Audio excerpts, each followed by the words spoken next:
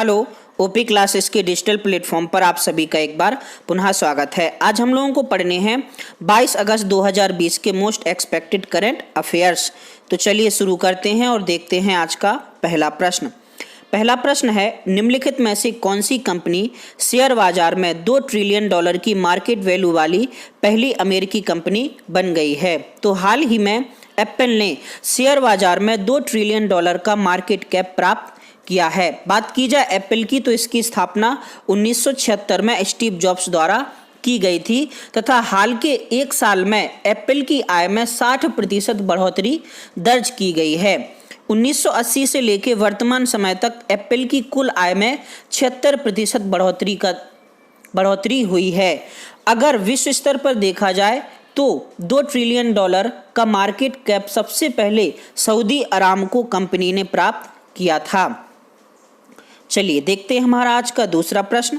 दूसरा प्रश्न है, आचार्य बालकृष्ण के द्वारा रुचि सोया के मैनेजिंग डायरेक्टर पद से इस्तीफा देने के बाद उनकी जगह किन्हें नियुक्त किया गया है?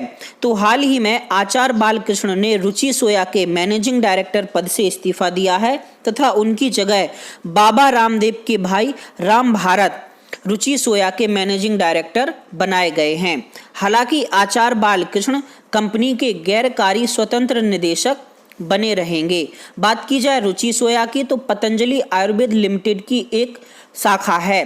पतंजलि आयुर्वेद लिमिटेड की स्थापना वर्ष 2006 में हुई थी तथा पतंजलि आयुर्वेद लिमिटेड विभिन्न प्रकार के खाद्य तथा स्वास्थ्यवर्धक उत्पाद बनाती है।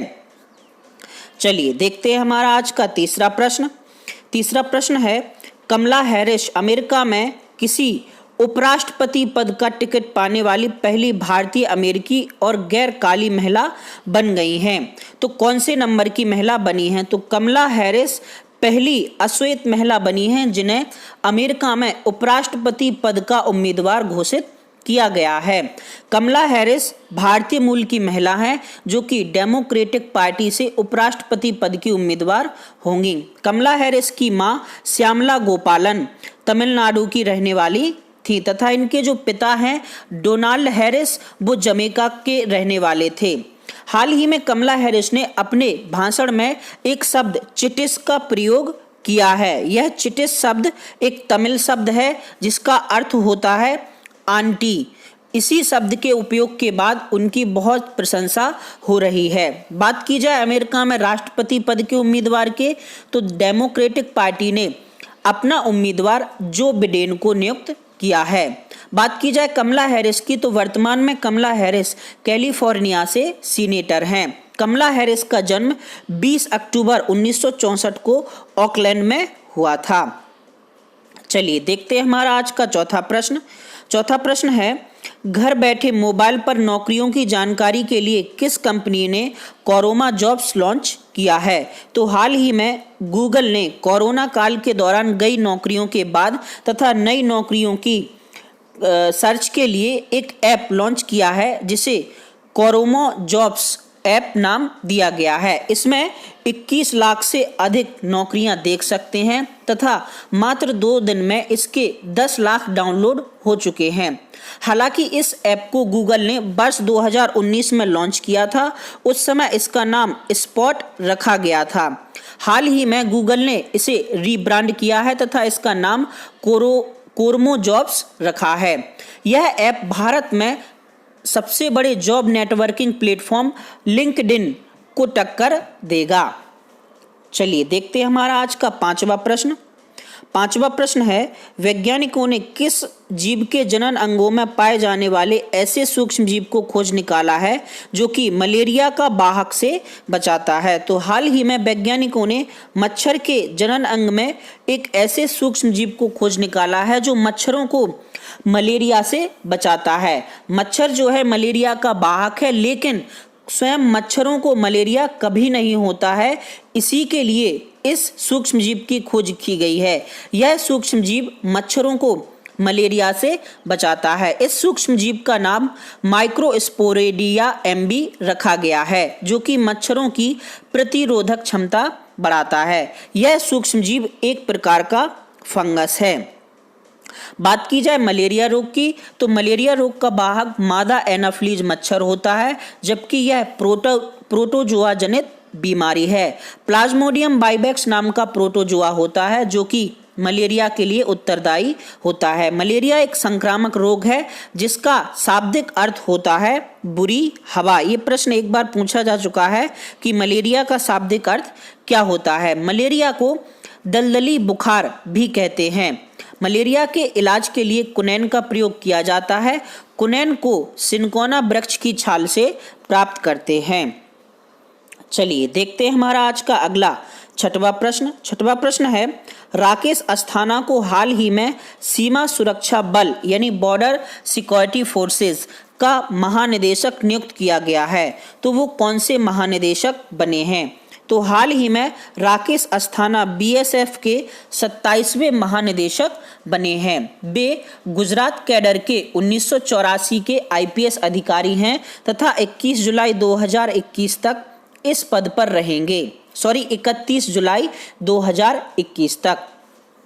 राकेश अस्थाना का जन्म 1961 को रांची में हुआ था। बात की जाए अगर बीएसएफ की, तो बीएसएफ को बॉर्डर सिक्योरिटी फोर्सेस कहते हैं तथा यह विश्व के सबसे बड़े अर्धसैनिक बलों में आता है। बीएसएफ की स्थापना 1 दिसंबर 1965 को हुई थी। वर्तमान में बीएसएफ में 188 बटालियन कार्यरत हैं। बीएसएफ का आदर्श वाक्य है जीवन पर्यंत कर्तव्य। बीएसएफ के प्रथम महानिदेशक के.एफ. रुस्तम थे। चलिए देखते हैं हमारा आज का सातवां प्रश्न। सातवां प्रश्न है, भारतीय मूल के किस चिकित्सक को यूके के royal academy of engineering president के विशेष पुरस्कारों के लिए नामित किया गया है? तो हाल ही में भारतीय मूल के रवि सोलंकी को यूके के royal academy of engineering president के विशेष पुरस्कारों के लिए नामित किया गया है। भारतीय मूल के रवि सोलंकी ने कोविड-19 काल के दौरान सेवा भाव को दिखाया था, इसलिए उन्हें इस पुरस्कार के लिए नामित किया गया है। चलिए देखते हैं हमारा आज का आठवां प्रश्न। आठवां प्रश्न है, एशियाई विकास बैंक ने Delhi Meerut rapid rail project के लिए कितने बिलियन डॉलर का कर्ज देने को मंजूरी दी है? तो हाल ही में एडीबी यानी एशियन डेवलपमेंट बैंक ने भारत में Delhi Meerut rapid rail project के लिए $1 बिलियन का कर्ज देने की बात की है। बात की जाए Delhi Meerut rapid rail project, तो इस प्रोजेक्ट के तहत मात्र 1 घंटे में दिल्ली से मेरठ की दूरी तय होगी। इसकी कुल दूरी 82 किलोमीटर होगी, जिसमें 24 स्टेशन बनाए जाएंगे। इसके 21 स्टेशन यूपी में तथा 3 स्टेशन दिल्ली में पड़ेंगे। इसमें कुल खर्चा $3.94 अरब का आएगा। एशियाई विकास बैंक 7500 करोड़ रुपए देने के लिए उत्तरदायी रहेगा। इस रैपिड रेल प्रोजेक्ट का फायदा यह होगा कि इससे इस रूट पर 1 लाख निजी वाहन कम हो जाएंगे तथा प्रतिवर्ष 800 टन ग्रीन हाउस उत्सर्जन कम होगा। बात की जाए एडीबी यानी एशियन डेवलपमेंट बैंक की, तो इसकी स्थापना 19 दिसंबर 1966 को हुई थी। एडीबी का मुख्यालय मनीला फिलीपींस के मनीला में स्थित है, जबकि वर्तमान में इसमें 68 देश सदस्य के रूप में हैं। चलिए देखते हैं हमारा आज का 9वां प्रश्न। 9वां प्रश्न है, JRO 204 किस फसल के उन्नत बीज हैं? इनके साथ JCI ने राष्ट्रीय बीज निगम के साथ समझौता किया है। तो JRO 204 जूट फसल के उन्नत बीज हैं। हाल ही में भारतीय पटसन निगम तथा राष्ट्रीय बीज निगम ने एक AMU पर हस्ताक्षर किए हैं, जिसके तहत JRO 204 जूट के 10,000 कुंटल बीजों का वितरण किया जाएगा। कृषि मंत्री हैं नरेंद्र सिंह तोमर तथा वस्त्र मंत्री हैं स्मृति ईरानी। अगर बात की जाए जूट की, तो यह एक पटसन के रेशे की फसल है। 18वीं सदी में जूट को पाट कहा जाता था। वर्तमान समय में जूट उत्पादन में पहले स्थान पर बांग्लादेश तथा दूसरे स्थान पर भारत है। जूट की 2 प्रकार की फसलें होती हैं, जिनमें पहले प्रकार को कोरकोरस कैप्सुलेरिस तथा दूसरे प्रकार को कोरकोरस ओलिटोरियस कहा जाता है। चलिए देखते हैं हमारा आज का अगला 10वां प्रश्न। 10वां प्रश्न है, हाल ही में बीएनएस संग्राम, इसको संग्राम कहते हैं, ने गोवा के मार्मा गांव में पोर्ट ऑफ कॉल किया है। बीएनएस संग्राम किस देश का पोत है? तो हाल ही में बांग्लादेश के पोत बीएनएस संग्राम ने गोवा के मार्मा गांव में पोर्ट ऑफ कॉल किया है। यह पोत लेबनान में संयुक्त राष्ट्र अंतरिम बल में भाग लेने जा रहा था। बात की जाए मार्मा गांव का तो यह गोवा का बंदरगाह है।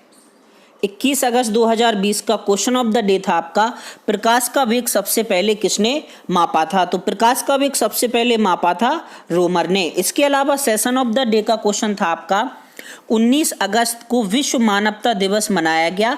विश्व मानवता दिवस का वर्ष 2020 में कौन सा संस्करण मनाया गया? तो वर्ष 2020 में विश्व मानवता दिवस का मनाया गया 11वां संस्करण। सही उत्तर देने वालों में हैं सोनाली मौर्य, विजय लोको पायलट, मयंक मौर्य, अंकिता पटेरिया तथा संगम। सभी को बहुत बहुत बधाई। इसका क्वेश्चन ऑफ द डे है आपका, स्वच्छ सर्वेक्षण 2020 के अनुसार सबसे स्वच्छ शहर कौन सा है? इंदौर, जयपुर, आगरा या मदुरई? तो आपको बताना है स्वच्छ सर्वेक्षण 2020 में सबसे स्वच्छ शहर किन्हें चुना गया। इसके अलावा सेशन ऑफ द डे का क्वेश्चन है आपका, मलेरिया एक प्रोटोजोआ जनित बीमारी है। मलेरिया का शाब्दिक अर्थ क्या होता है? तो ये था आपका 22 अगस्त 2020 का करंट अफेयर्स का सेशन। आज के लिए इतना ही, धन्यवाद।